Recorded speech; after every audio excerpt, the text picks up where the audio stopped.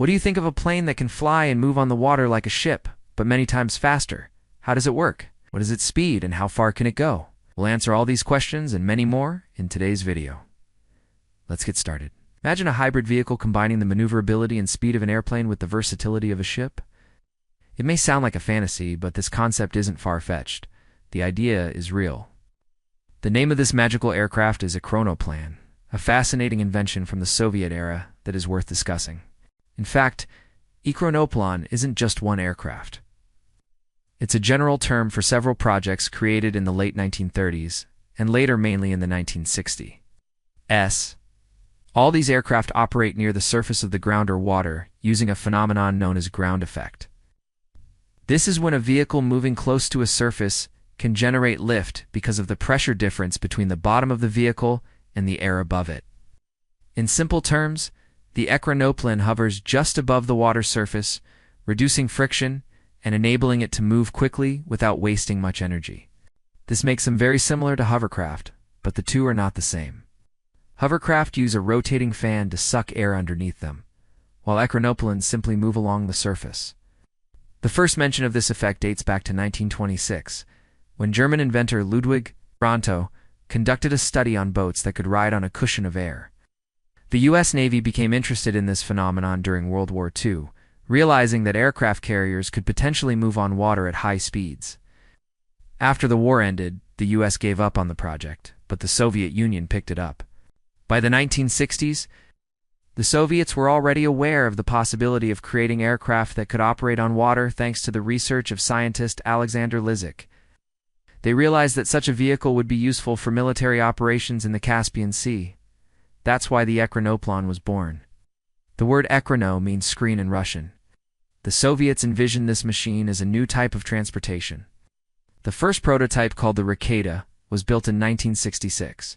It was a triangular-shaped aircraft with a wingspan of 27 meters and a length of 43 meters. It could move on both land and water at speeds up to 500 kilometers per hour. However, this model was unstable and prone to sudden changes in direction, making it unsuitable for further testing. So the engineers returned to the drawing board. In the end, the Soviets came up with the idea of making a vehicle that would resemble a boat more closely. This led to the creation of the chronoplan, also known as the Caspian Sea Monster. This model was a massive aircraft with a length of almost 100 meters and a wingspan of 37 meters. It weighed 100 tons and could carry up to 550 tons of cargo at speeds up to 550 kilometers per hour. The KM was powered by 8 engines, each with 22,000 horsepower. The aircraft's designers believed that the KM would revolutionize transportation and military logistics. They suggested using the aircraft to transport oil, gas, timber, and even missiles. The KM could reportedly fly through storm waves up to 2 meters high without losing stability. It could also climb to an altitude of 10 meters in just 20 seconds. The Soviets claimed that the KM was able to reduce transportation time across the Caspian Sea from 15 days to just 1 day. They even considered using the KM to deliver goods to Europe via the Volga River. The Soviets were so proud of the KM that they organized a public demonstration in 1972 with the participation of foreign journalists. The KM flew over the Caspian Sea, carrying a load of 500 tons. Everyone who witnessed this event was impressed. But what happened next? Why haven't we heard of the Caspian Sea Monster in recent decades? As impressive as the KM was, there were problems that eventually led to its downfall. The first issue was safety. As mentioned earlier, one of the main advantages of the chronoplan is its ability to travel close to the water surface. But this also meant that the vehicle was vulnerable to external factors. If the water surface was rough, it could affect the aircraft's stability, and the slightest malfunction could lead to a dangerous situation. The second problem was the aircraft's complexity. As a unique vehicle, the KM required a lot of maintenance and repairs, which demanded constant human intervention and specialized equipment. This not only increased operating costs, but also reduced the aircraft's reliability. The third issue was the lack of infrastructure. To operate the KM effectively, special docks and hangars were needed. However, such infrastructure did not exist anywhere in the Soviet Union. In fact, the Soviets never built any more chronoplans after the KM. The Lun was the only other echinoplane to ever come close to being as large and significant as the KM. Developed in the 1980s, the Lun was 73 meters long, 44 meters wide, and could reach speeds of up to 500 kilometers per hour. It also had the capability to perform vertical takeoff and landing. It seems that the Lun was intended to replace the KM, but that didn't happen.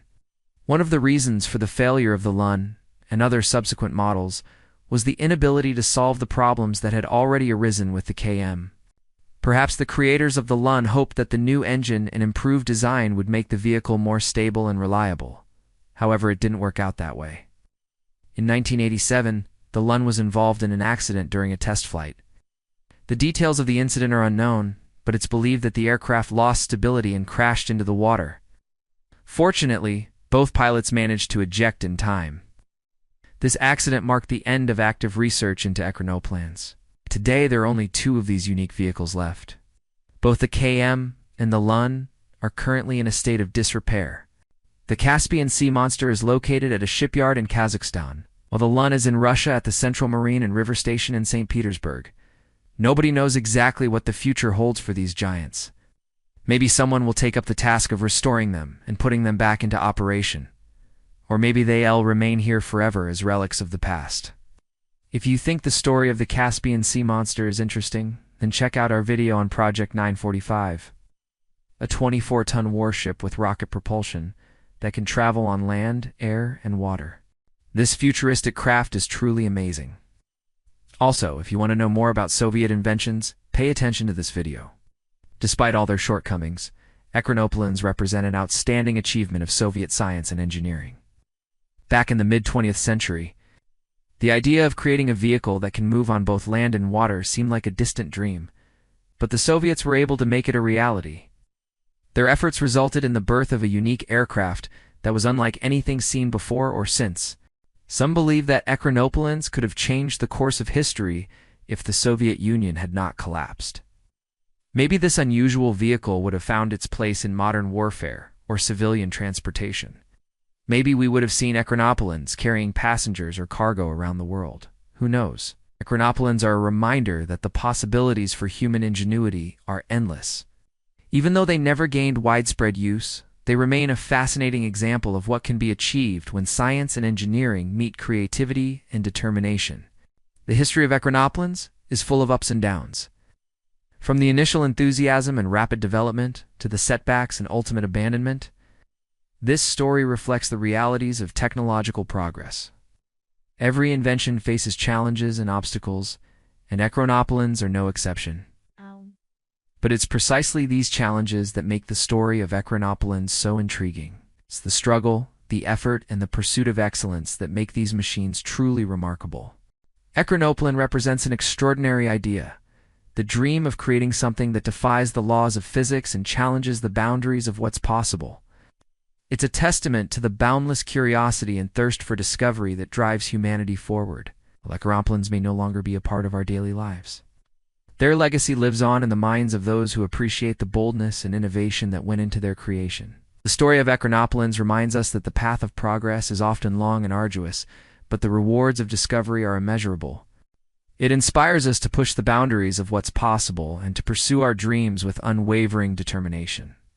Whether it's in the realm of technology, science, or art. The spirit of echinoplanes encourages us to embrace challenges, to dare to innovate, and to strive for excellence. We hope you enjoyed watching the video. Please subscribe and hit the bell icon to get notified when we publish new videos. Your support means a lot to us. Don't forget to share your thoughts and comments below. Thanks for watching. See you soon.